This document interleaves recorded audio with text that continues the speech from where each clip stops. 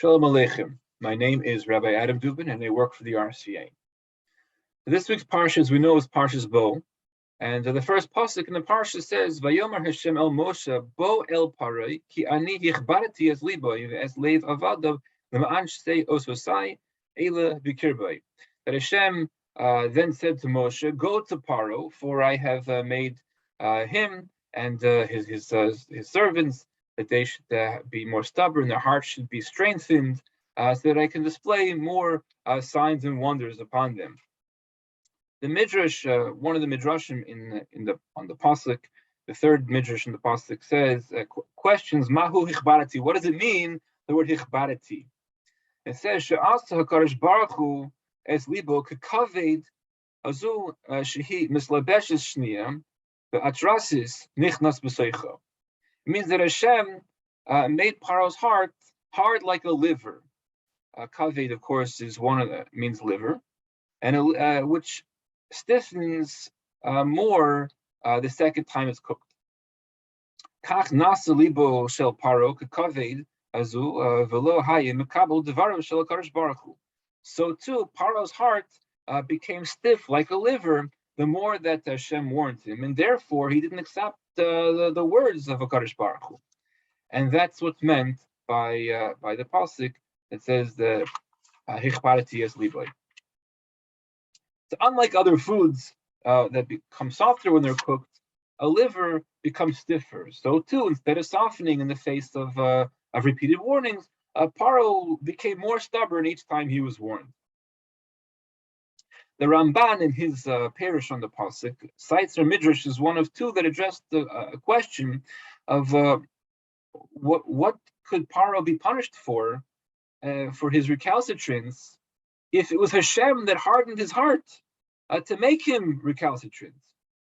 The other midrash that the Ramban quotes is earlier. It's in Perek Dalid, and it's quoted from the pasuk that I shall strengthen his heart and he won't send out the people.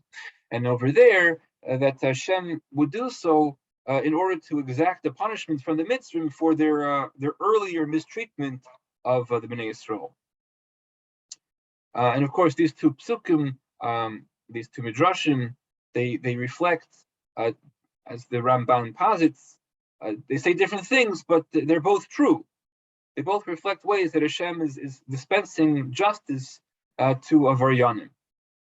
So the reason given by the Midrash in Perek Dalid is that the Makos were meant to punish the Mitzrim for their earlier mistreatment of the Bnei Yisrael, but not for their current recalcitrance. And it's true that the Mitzrim would have relented if Hashem had not hardened their hearts, in which case the Makos would have ended immediately. But the hardening of their hearts, the divine intervention to prevent them from doing tshuva, was itself a part of the punishment that they deserved, which they, of course, had committed of their own free will. And this is the approach taken by the Rambam and Shemona Prakim as well. The reason given by our Midrash, explains the Ramban, is that the Makos indeed punished the Mitzrim for their current recalcitrance.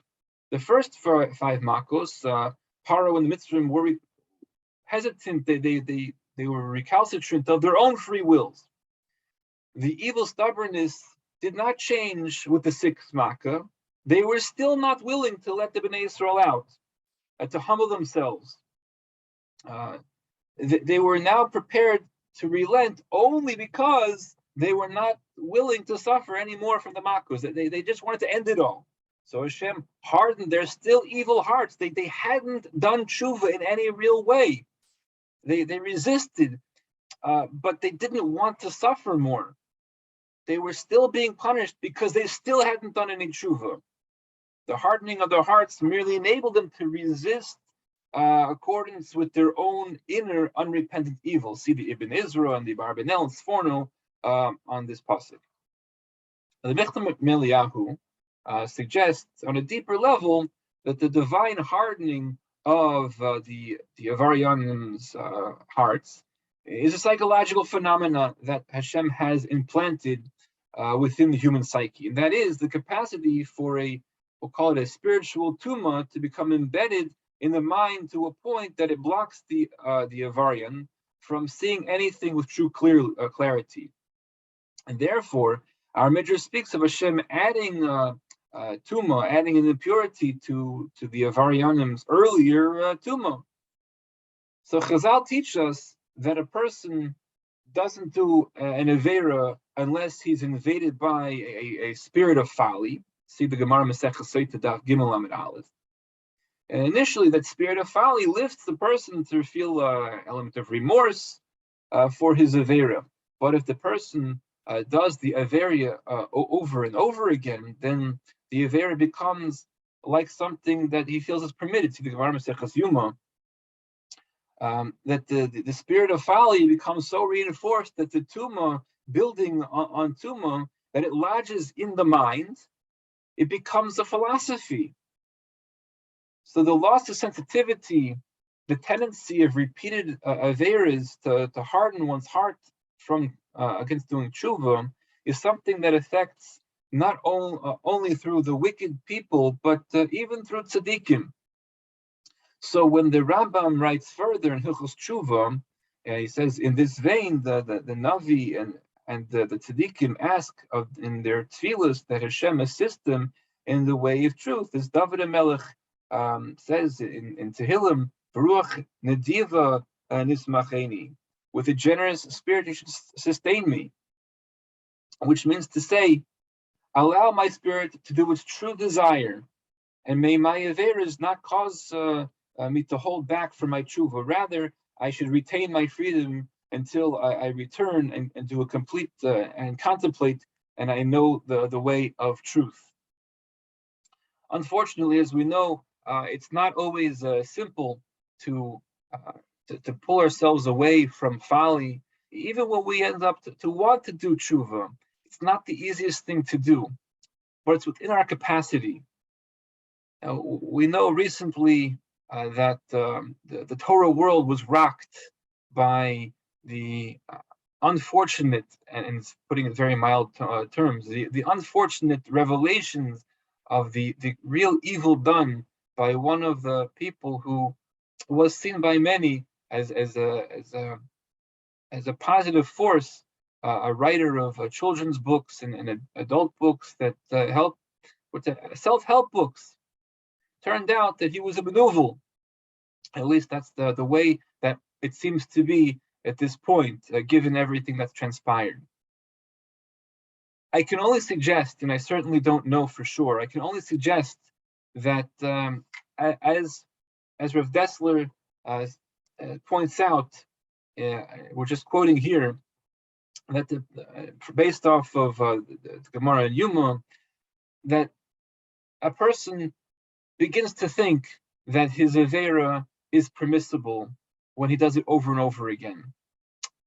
How do we stop ourselves from committing Averas? Well, we see the warning signs all around us. We're pushed. We know that it's not the right thing to do, but it's not always easy to push ourselves, to pull ourselves back. I think a way to do so is to remind ourselves constantly that Hashem is giving us the tools to succeed. Yes, Hashem allows, perhaps you could even say, gives the Yetzer Hara and the spirit of folly free rein to try to push us to do the wrong thing. But we know that Hashem only gives us nisyanos that we're able to overcome if we put forth the right effort. And I think that if we just remind ourselves that if we do the work, Hashem will help us through to the proper conclusions as well. We'll be able to get through. Hashem gives us the ability to choose to do right or wrong, but as the Rambam says, we should choose life, which is the right thing to do. Always make the right choices. We have free will, but that doesn't mean that that we should make the wrong decision. Amir Hashem, by reminding ourselves that there is a right and wrong in every aspect of our lives, that we should be able to see what the right path is and not be pulled down by the spirit of folly, the spirit of foolishness, that the Yetzer Hara wants us to be.